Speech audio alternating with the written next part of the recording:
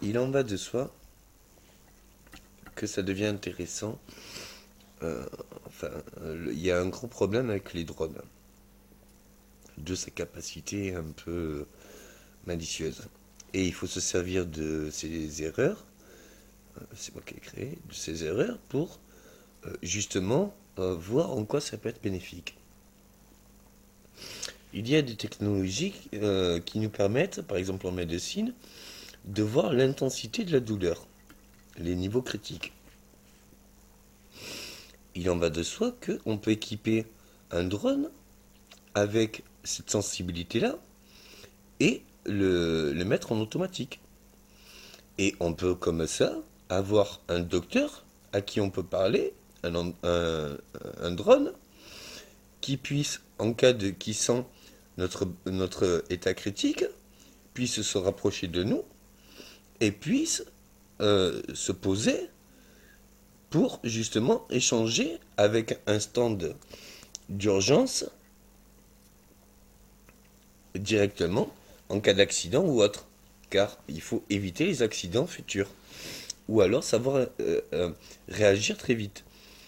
En cas de niveau critique, cet objet nouveau drone médical d'urgence pourra intervenir comme justement observateur automatique pour échanger avec quelqu'un de réel qui sera attribué, qui pourra justement surveiller et échanger qu'est-ce qui se passe. Et il faudra que le drone ayant cette technologie de sensibilité critique, mais qui est tout à fait possible et faisable et très facilement, puisse enfin arriver sur les lieux et échanger talkie-walkie, une réception talkie-walkie. Ou alors Wi-Fi. Ou satellite, enfin, je sais pas quoi. Pareil, c'est revient au même.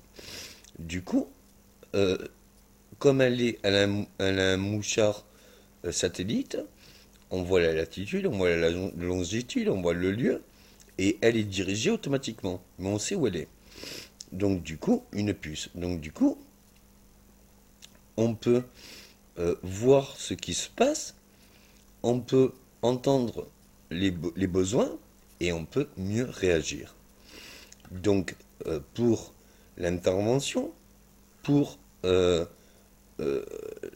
les communications et les besoins dans les cas les plus critiques, selon notre douleur, on peut avoir vite être pris en main de ce qui se passe et en plus réagir puisque on sait où c'est.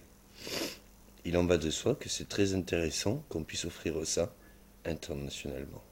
Merci.